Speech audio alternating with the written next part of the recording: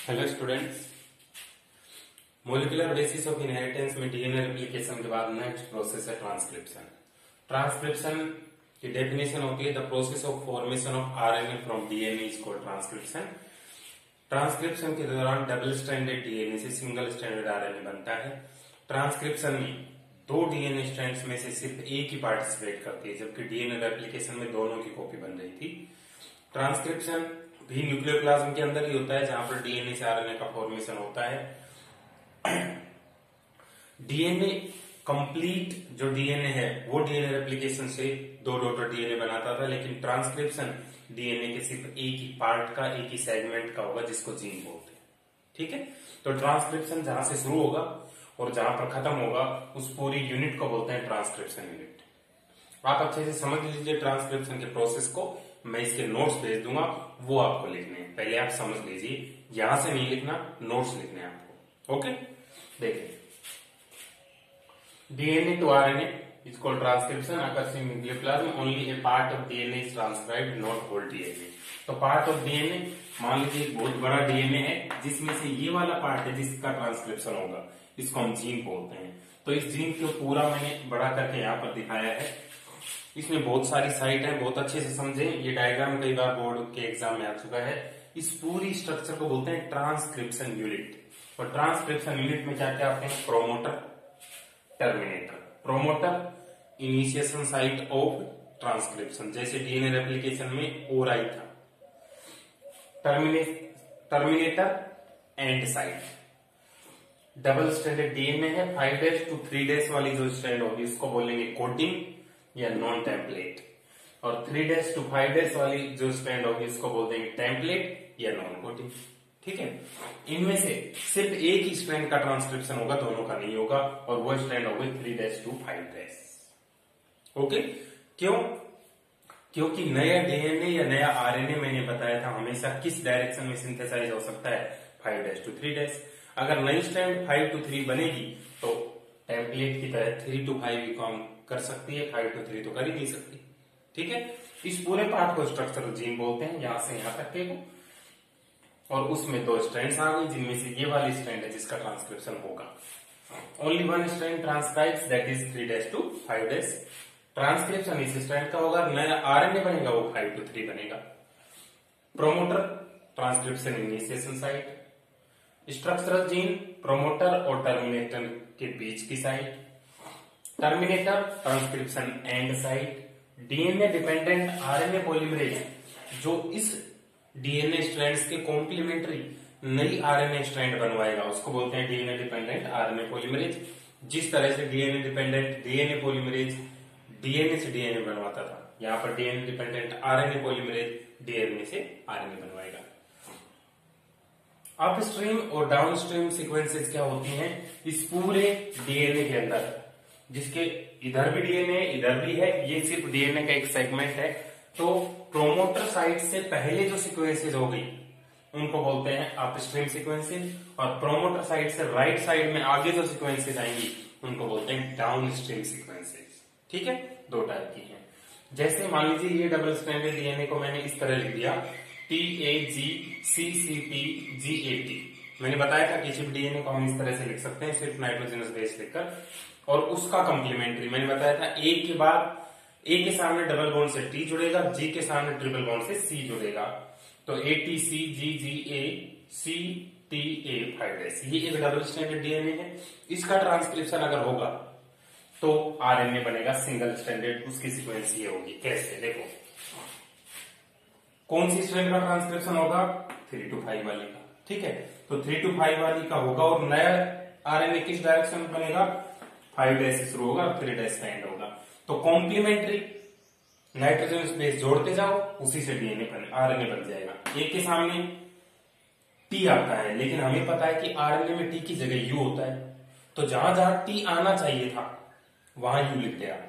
ए के सामने टी आता तो यू, टी के सामने ए आएगा कॉम्प्लीमेंट्री, सी के सामने जी, जी के सामने सी, जी के सामने सी। ए के सामने टी आता तो यू लिख दिया, सी के सामने जी, टी के सामने ए, और ए के सामने यू 3'। ये एक आरएनए बन गया डीएनए के ट्रांसक्रिप्शन से, ये मैंने यहां पर लिखा है। समझे आप? तो डीएनए के ट्रांसक्रिप्शन में एक स्ट्रैंड से सिंगल स्ट्रैंडेड आरएनए का फॉर्मेशन हो जाता है।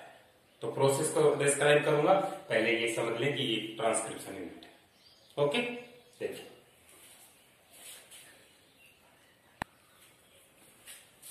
Process of transcription. Process of transcription मतलब ये एक पर्टिकुलर जीन है जिसके ट्रांसक्रिप्शन से आरएनए का फॉर्मेशन कैसे होगा वो एक्सप्लेन करेंगे।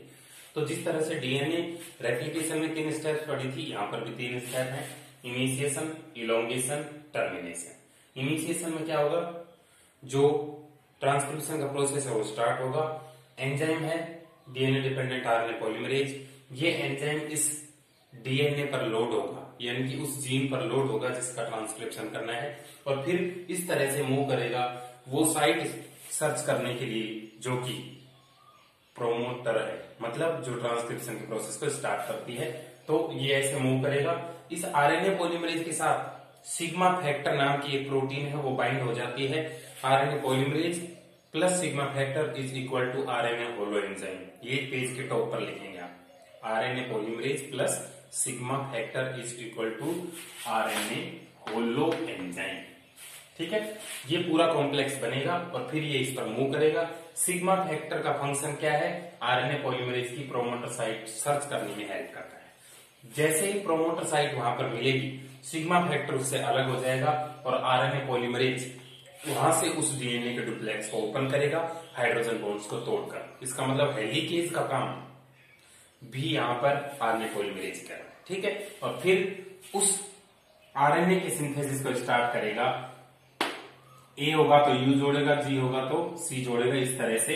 तो जैसे जैसे आरएनए पॉलीमरेज आगे बढ़ेगा, पीछे की तरफ 5' टेल नीचे निकलती जाएगी, कॉम्प्लीमेंट जोड़ता जाएगा आगे आगे यूं, और पीछे निकलता जाएगा। ठीक है, तो ये तो हुआ इनिशिएशन। उसके बाद है इलोंगेशन। इलोंगेशन में क्या होगा, आरएनए पॉलीमरेज जैसे यहां से स्टार्ट हुआ था और चलता हुआ नाइट्रोजनस बेस जोड़ता हुआ यहां तक आ चुका है, तो ये नया आरएनए इतना लंबा बन चुका है। ठीक है, इलोंगेशन मतलब the process of increasing length of newly formed RNA. और उसके बाद टर्मिनेशन। टर्मिनेशन में क्या होगा, जैसे ही आरएनए पॉलीमरेज उस जीन के लास्ट एंड तक पहुंचेगा, वहां पर एक प्रोटीन बाइंड करेगी जिसको बोलते हैं रो, आरएचओ, रो फैक्टर। वो उस कॉम्प्लेक्स को तोड़ देगी, नए आरएनए को रिलीज कर देगी और डीएनए उसी फॉर्म में वापस से बच जाएगा।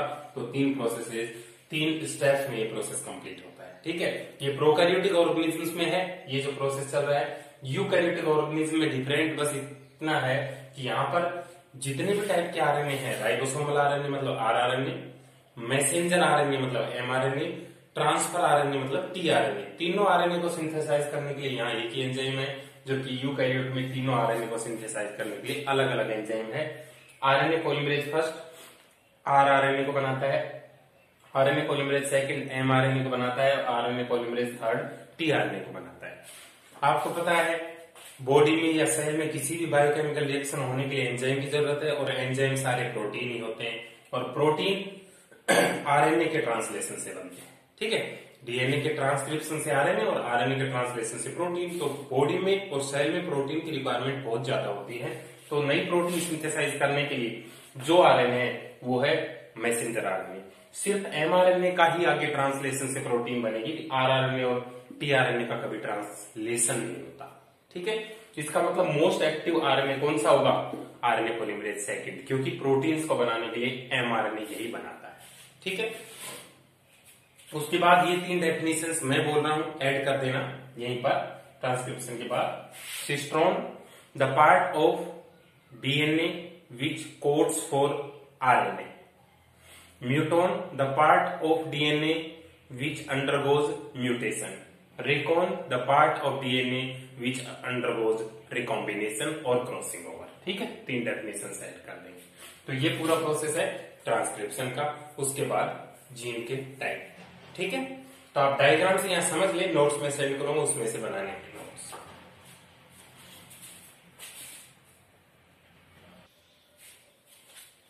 देखिए, पार्ट ऑफ डीएनए को हम जीन बोलते हैं। जीन 2 टाइप की होती है, मोनोसिस्टोनिक और पॉलीसिस्टोनिक। मोनो का मतलब एक, पॉली का मतलब बहुत सारे। सिस्ट्रोन मतलब वो पार्ट जो कि प्रोटीन या आरएनए के लिए कोड करता है। The gene in which single polypeptide और protein is synthesized by a single promoter. एक प्रोमोटर है, प्रोमोटर 1 इस जीन का ट्रांसक्रिप्शन करेगा, आरएनए बनवाएगा।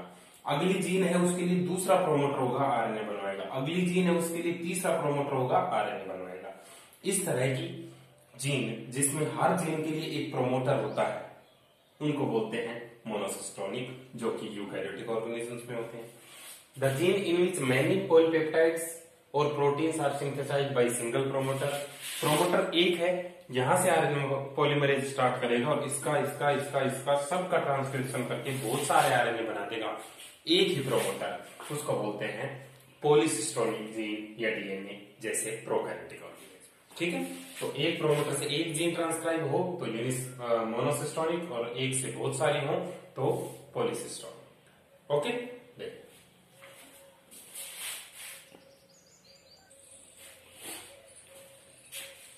आरएनए बनने के बाद जो न्यूक्लियोप्लाज्म में बनता है यूकैरियोट्स में, और साइटोप्लाज्म में बनता है प्रोकैरियोट्स में, क्योंकि प्रोकैरियोट्स में न्यूक्लियस नहीं होता, न्यूक्लियोप्लाज्म में नहीं होता, पूरा डीएनए साइटोप्लाज्म में प्रेजेंट होता है। तो अगली हेडिंग आप डालेंगे पोस्ट ट्रांसक्रिप्शनल मॉडिफिकेशन, और ब्रैकेट में लिखेंगे आरएनए प्रोसेसिंग। अब ये क्या होता है देखें, ये हेडिंग डालते ही तो ये पूरा लिखना है, और फिर नोट्स में जो लिखा हुआ है ना इस हेडिंग के बाद वो लिखना है। तो पहले ये लिखेंगे आप, occurs in eukaryotes only inside nucleoplasm due to presence of introns, intervening sequences between active part exons। RNA processing सिर्फ यूकैरियोटिक ऑर्गेनिज्म में होती है। और यूकैरियोटिक ऑर्गेनिज्म में क्यों होती है, क्योंकि यूकैरियोट्स में जीन के ट्रांसक्रिप्शन से जब एक आरएनए बनता है, एमआरएनए बनता है, उसको एचएनआरएनए बोलते हैं। एचएनआरएनए का मतलब हेटेरो न्यूक्लियर आरएनए। ऐसा आरएनए जिसमें एक्टिव और इनएक्टिव पार्ट दोनों होते हैं उसको बोलते हैं हेटेरो न्यूक्लियर आरएनए। जैसे intron exon, intron exon, intron exon, active inactive दोनों है। एक्सोन हमारे काम का है जो कि प्रोटीन के लिए कोड करेगा, इंट्रोन हमारे काम का नहीं है जो कि प्रोटीन कोड नहीं करता।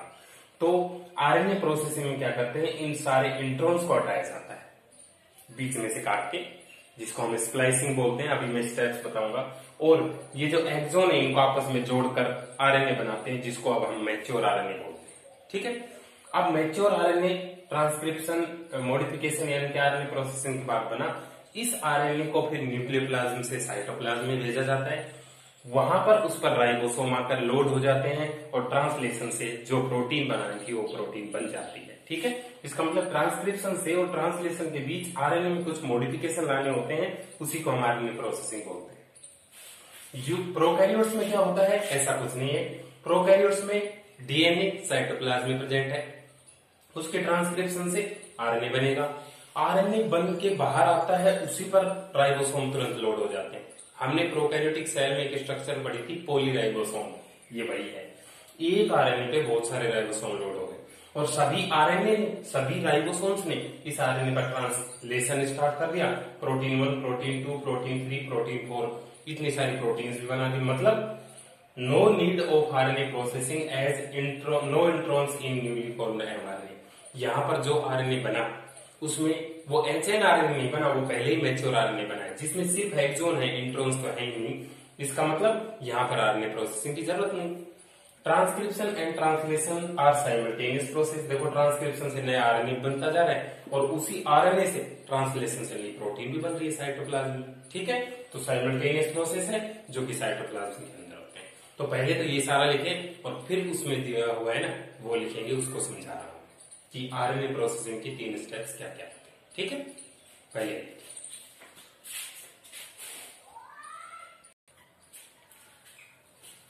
आरएनए प्रोसेसिंग में 3 स्टेप्स है, कैपिंग, स्प्लाइसिंग, पॉलीएडिनाइलेशन या tailing. The process of adding an unusual nucleotide, उस न्यूक्लियोटाइड का नेम है seven methyl guanosine at 5' end of newly formed hnRNA. नया एचएनआरएनए अभी बना है ट्रांसक्रिप्शन से न्यूक्लियोप्लाज्म में, उसकी कैपिंग का मतलब है कि उसके 5' एंड पे 7-मिथाइल गुआनोसिन ऐड कर देना। सबसे पहला काम तो ये होगा, उसके 5' एंड पे ऐड होगा। Splicing the process of removal of intron, जो बीच में आई मैंने लिखा था उनको पिंच ऑफ करके रिंग की फॉर्म में बाहर निकालना, splicing. Polyadenylation, the process of adding adenylated residues 200 to 300 at 3 days end of nucleic RNA। 7 NG जुड़ चुका है, इंट्रॉन्स निकल चुके हैं, इसके 3 डेज एंड पे 200 से 300 AA ऐड कर देना, इसको बोलते हैं पॉलीएडेनाइलेशन या टेलिंग। अब ये मैच्योर mRNA बन चुका है जो कि न्यूक्लियोप्लाज्म से साइटोप्लाज्म में होगा और उसका ट्रांसलेशन से प्रोटीन बनेगी। ठीक है, तो ये प्रोसेस पूरा सिर्फ यूकैरियोट्स में है, प्रोकैरियोट्स में ना इंट्रॉन्स है ना ही आरएनए प्रोसेसिंग होती है। ठीक है, तो इसको आप समझ लीजिए, नोट्स उसमें से आप लिख देना पॉइंट वाइज, जो इसमें से डायग्राम वगैरह ऐड करने हैं वो आप उसमें से ऐड कर दें अपने अंडरस्टैंडिंग के बेसिस पर। नोट्स अच्छे बनने चाहिए ताकि आप आगे पढ़े तो तुरंत आपको देखते ही समझ में आ जाए। ठीक है, देखिए